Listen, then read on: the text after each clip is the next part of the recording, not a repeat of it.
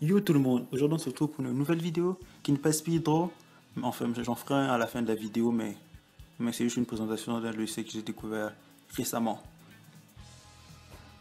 Le logiciel s'appelle Fireplaza, je crois que c'est comme ça qu'on le dit. Ouais. Enfin, en gros, le logiciel ressemble à Medibang, si vous connaissez, et à Jump aussi. Voilà, ça, c'est Medibang. Et ça, c'est Jump. Et ça, c'est Fireplaza. C'est pareil, l'interface c'est pareil. C'est juste Medibang en plus clair. Et je suis plus à l'aise, enfin, ça bug pas autant que Medibang. Peut-être que c'est moi qui utilise Medibang mal ou c'est mon PC, j'en sais rien. Et voilà, c'est à ça que ça ressemble. Une petite présentation rapide du truc. Donc ici vous avez des navigateurs, là où se trouve le calque et tout. Et à gauche vous avez les outils et tout ça.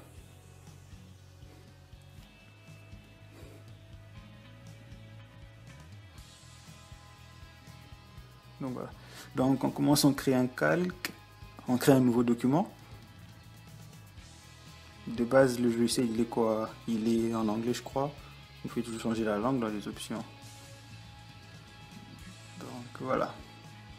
On crée un nouveau document.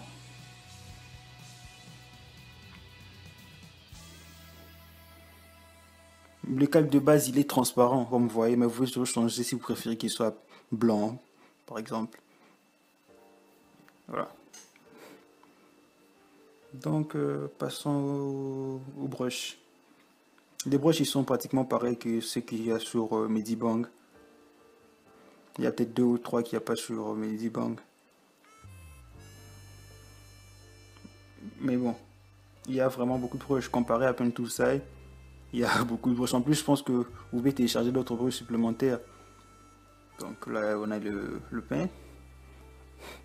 En plus, il n'y avait pas besoin de changer le min size, la taille de la mine pour que ça soit fin. De base, c'est fin au bord et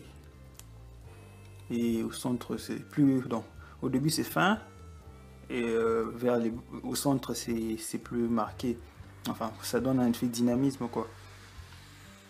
Donc, surtout avec cette broche-ci. Donc, peu importe comment on faisait. Là, on a le pinceau. Littéralement, il est clair. Mais bon, il est assez léger. Plus appuyé, plus les traits sont marqués. Vous pouvez faire, comment dire, rajouter de la couleur par-dessus. Plus vous passez par-dessus, plus la couleur est pétante. Ouais, voilà. Il est un peu comme sur tous les autres logiciels, littéralement.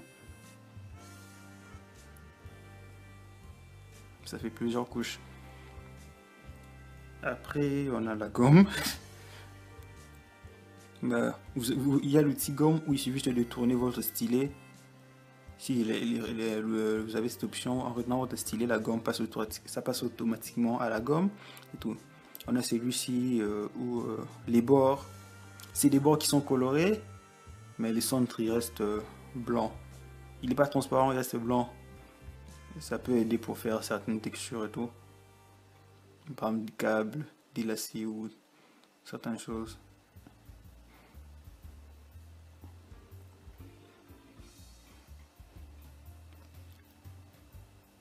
Ben, vous connaissez ici, c'est l'airbrush. Il y en a deux. Donc il y a mis une légère différence. L'autre a des traits plus fondus, je crois. Je dirais, ouais. Et l'autre, ouais, la couleur est plus diffuse, ouais. Diffus à l'extérieur et l'autre, la couleur est plus marquée.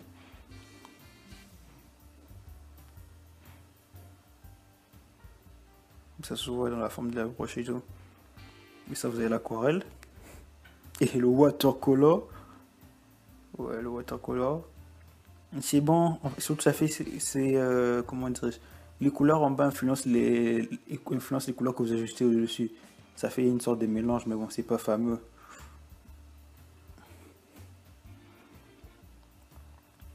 Après, vous avez le blur, il est nul, Et littéralement, j'ai eu beau chercher, changer de réglage, j'ai pas réussi à ce que ça puisse estomper, estomper avec plus de puissance, je dirais. Estomper plus fort, quoi. Un peu comme sur Pantulsa ou sur les autres logiciels. Peut-être c'est moi qui devrais changer tout ça. Vous avez les Smudge Bros, c'est tire la couleur, littéralement. Je pense que ça peut aider si, pour ceux qui aiment faire des lumières sur les cheveux en traçant un trait de couleur et puis passer dessus pour changer la forme et tout. Ça pourrait aider.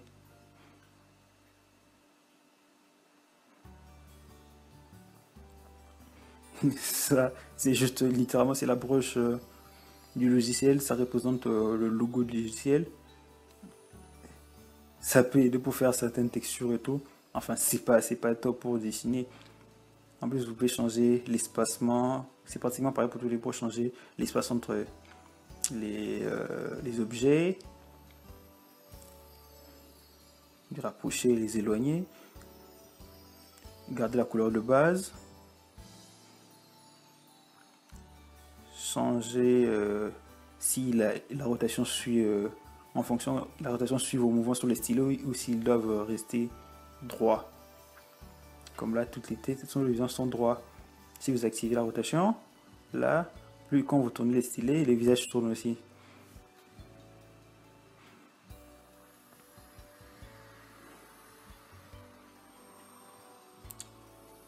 Après, vous avez la même chose.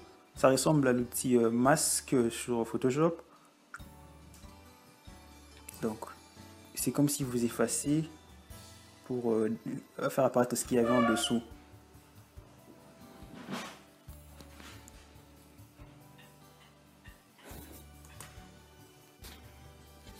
Voilà les broches que je préfère, c'est ça. Il n'y en a pas sur Pen, tout ça et tout. Donc, ici, ça va beaucoup vous aider. Ça, ce sont des pétales littéralement. Donc, voilà. Vous pouvez changer. En plus, vous pouvez tout changer. L'espacement entre quoi, entre chaque pétale. Plus c'est serré, plus c'est resserré, ça peut vous aider à faire des feuilles et tout ça. Tu fais sur un arbre, tu peux changer la couleur, la taille. Donc, c'est vraiment très pratique.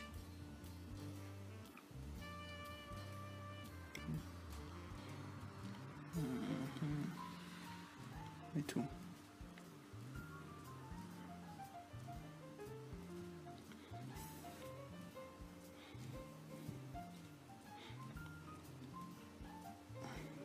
Donc, vous pouvez changer plusieurs choses, tout dépendra de vous. Enfin, quand vous allez utiliser les trucs et tout. Mais il y a ça aussi. Il y a ça aussi. Donc, les pétales et tout. Et les fleurs. J'adore vraiment. Franchement, si vous aimez les fleurs, vous voulez faire un truc avec des fleurs et tout, pas besoin de dessiner une fleur, copier-coller et tout ça. En plus, ça dépend ça prend en compte la pression, euh, l'inclinaison et tout. Vous pouvez les faire en grand, mais attention, plus c'est grand, plus le logiciel commence un peu à bugger les particules et tout. Vous voyez, avec n'importe quoi, on a quelque chose de beau. Donc, ce logiciel particulièrement, moi, c'est pour ces broches-ci que je vais l'utiliser. Celui-ci, je sais pas trop. J'ai pas encore trouvé comment l'utiliser. Enfin, j'avais pensé à faire des trucs pour les cheveux et tout, mais c'est pas top. Mais on verra bien que j'utilise ces trucs plusieurs fois. Parce que là, je sais pas trop. Mais bon, vous allez découvrir au fur et à mesure, tout dépendant de comment vous l'utiliserez.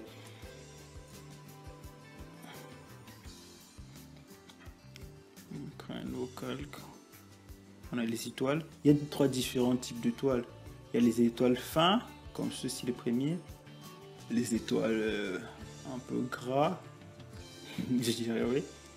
Ils sont un peu plus gros par rapport à l'autre. Et on a les étoiles qui fait un contour le bord. Le centre il est vide. Vous pouvez peut-être poser une couleur dedans et tout ça. Donc c'est comme si vous faisiez un line avec la forme d'une étoile en laissant l'intérieur vide. Et puis on a l'outil symétrie. Avec CTRL, vous dirigez le centre de votre symétrie. Une fois que vous avez choisi le centre, il vous suffit de commencer à dessiner. Tout ce que vous dessinez sur la gauche ou sur la droite se fera sur l'autre côté. Ça aidera pour faire des dessins symétriques. Mais bon, je ne conseille pas ça pour les visages parce qu'un visage symétrique, c'est pas vraiment top. Il y a la symétrie de rotation aussi qui va dans 5 directions différentes et tout. Je sais pas encore quoi faire avec, mais bon, pour faire des fleurs, je crois que c'est pratique. Enfin, déjà des fleurs et de front, enfin, pas de profil, parce que si tu as un truc de profil, je crois que ça, je sais pas ce que ça fera, mais bon, voilà ce que je fais avec un truc comme ça.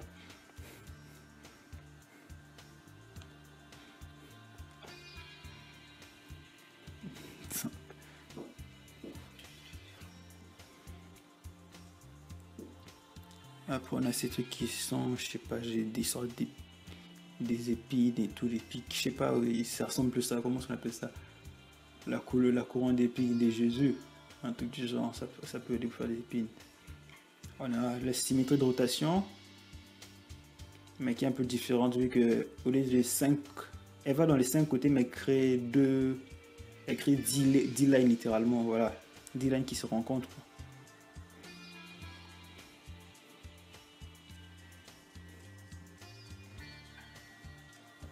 Personnellement, je trouve pas ça très pratique, mais je crois qu'il y a un style d'art qui fait ce genre de choses. Je vois ça, mais bon, moi, je suis pas très doué. Peut-être pour faire des cercles et des transmutations comme toi en full metal. Et ça, je sais pas, des barbelés ou je sais pas qu'est-ce que tu vas faire avec. C'est pour faire plus une texture, je crois. Texture de clôture et tout. Ouais. Oh putain. Et ça, c'est pour faire des genres de, je sais pas, des trames, des points. C'est juste pour faire une texture. En plus, ça va que dans un sens.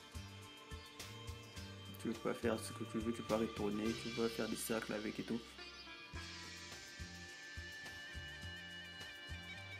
Et puis passons aux choses intéressantes. Les plus intéressantes, c'est où est-ce qu'il est, où est-ce qu'il est. Là, la perspective. Merde, où est-ce qu'il est. Voilà, là, la perspective. Avec ça, vous créez un cube en perspective. Vous allez dans Réglages. Vous allez sur la caméra pour changer. Vous pouvez changer quoi, le point de vue et tout. Vous faites n'importe quoi, vous choisissez la perspective que vous voulez. Vous cliquez sur OK. Et puis avec ça, vous allez cliquer sur cette flèche. Sinon, ça ne change pas de taille. Avec ça, et puis vous changez la taille, c'est comme vous voulez.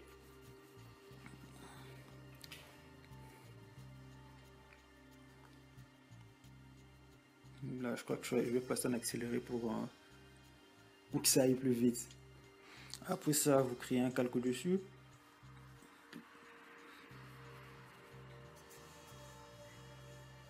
Vous cliquez sur les... cet outil-là, c'est sélectionnera automatiquement. Donc, tous les lignes que vous allez faire vont se mettre dans la perspective, dans cette perspective ici. Donc, on va voir un peu. Ouais. On va construire, je sais pas, un bâtiment, une maison, une école, je sais pas. Donc, voilà, tous les lignes que je fais sont dans la perspective. Je peux pas faire ce que je veux. Mais une fois que par exemple, je rends transparent, je rends invisible la perspective, là, je peux faire tout ce que tu veux. Mais du moment que les calques de la perspective est activé, impossible de faire ce que vous voulez. Tous vos tracés iront en fonction de la perspective. Attends, je vais chercher je vais montrer un truc que j'avais fait sur Medibang. C'est dessin si je l'avais fait sur Medibang. Avec la perspective de Medibang, vous voyez les points de fuite, il est là au fond, là la voiture, l'horizon, il est très bas. ces dessins-là étant entièrement faits sur Medibang. Même si je suis pas très à l'aise sur Medibang. Donc voilà. On va faire, ici j'essaie de faire, je sais pas, une espèce de ruelle.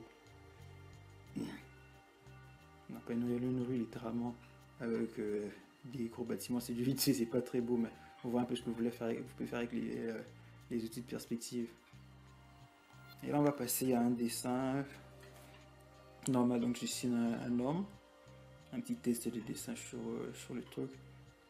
Voilà, je crois qu'après ça, nos tutoriels et nos petites présentations découvertes du CLS Uni, je ferai peut-être quelques dessins dessus et tout, mais je sais pas encore. Donc j'espère qu'elle vous aura plu. On se retrouve techniquement le mercredi pour une nouvelle vidéo. Je sais pas si ça sera sur Medibang ou sur Pentoolsai. On verra bien. Peut-être je ferai essayer de faire un dessin et tout dessus pour essayer un peu la coller, voir ce que ça donne. Mais j'ai déjà du doute. Donc, ciao ciao!